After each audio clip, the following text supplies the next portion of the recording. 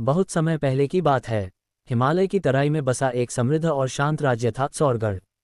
चारों ओर हरे भरे जंगल, बहती नदियां और खुशहाल प्रजा थी। इस राज्य की शोभा थी वहां की राजकुमारी, जिनका नाम था राजकुमारी अनन्या। अनन्या केवल रूपवती ही नहीं, बल्कि बुद्धिमान, साहसी और करुणामयी भी थीं। प्रजा उन्हें सच्चे मन से चाहती थी, क्योंकि वे हमेशा न्याय और सत्य के पक्ष में खड़ी रहती थीं। राजकुमारी अनन्या के पास एक अत्यंत विशेष हार था, जिसे पूरे राज्य में राजकुमारी का हार कहा जाता था। यह हार साधारण आभूषण नहीं था। वह हार उनकी मां महारानी देविका की अमूल्य निशानी था। महारानी ने अपने अंतिम समय में यह हार अनन्या को देते हुए कहा था, बेटी, इस हार की असली कीमत इसके रत्नों में नहीं, बल्कि उस विश्वास में है जो इसे पहनने वाले के हृदय में होना चाहिए। हार सोने से बना था और उसमें नीलम, पन्ना और हीरे जड़े थे, लेकिन बीच में लगा एक छोटा सा मोती सबसे खास था। कहा जाता था कि वह मोती राज्य की समृद्धि और सत्य का प्रतीक है।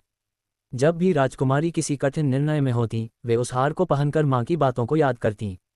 एक वर्ष सौरगढ़ में भव्य उत्सव का आयोजन होने वाला था। इस उत्सव में दूर दूर के राजा, व्यापारी और विद्वान आने वाले थे। यह उत्सव राज्य की प्रतिष्ठा से जुड़ा था। राजा ने घोषणा की कि उत्सव के मुख्य दिन राजकुमारी अनन्या दरबार में वही प्रसिद्ध हार पहनकर आएंगी। उत्सव से एक दिन पहले महल में तैयारियां अपने चरम पर थीं।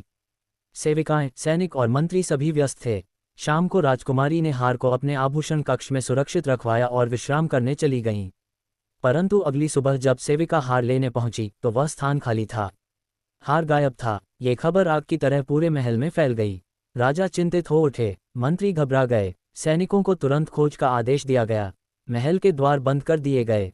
हर व्यक्ति संदेह की दृष्टि से देखा जाने लगा।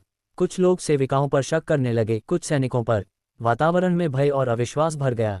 राजकुमारी अनन्या ये सब देख रही थीं। उनका मन दुखी था, पर वे घबराई नहीं।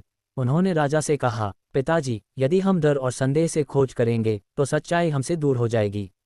मुझे स्वयं इस मामले को समझने दीजिए। राजा ने अनुमति दे दी।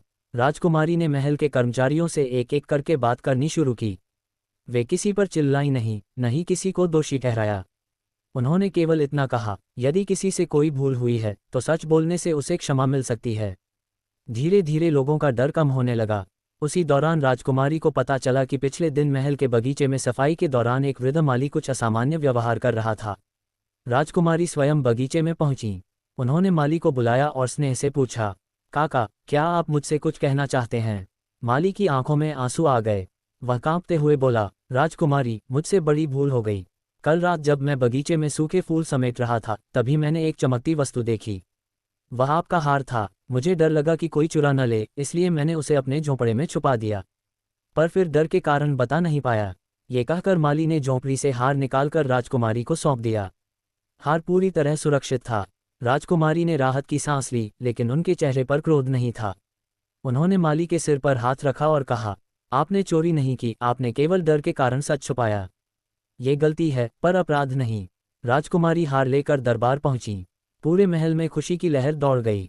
मंत्री माली को दंड देने की मांग करने लगे, लेकिन राजकुमारी ने सबके सामने कहा, यदि हम भय से की गई गलती पर कठोर दंड देंगे तो लोग कभी सच नहीं बोलेंगे। दया और न्याय दोनों का संतुलन ही सच्चा शासन है। राजा ने गर्व से अपनी बेटी की ओर देखा और माली को क्षमा कर दिया। इतना ही नहीं, उसकी ईमानदारी और साहस के लिए उसे इनाम भी दिया गया। उत्सव के दिन राजकुमारी अनन्या ने वही हार पहना, लेकिन अब वह हार केवल राजसी आभूषण नहीं रहा था। वह सत्य, विश्वास और करुणा का प्रतीक बन चुका था। जब राजकुमारी दरबार में आई तो पूरा सभागार तालियों से गूंज उठा।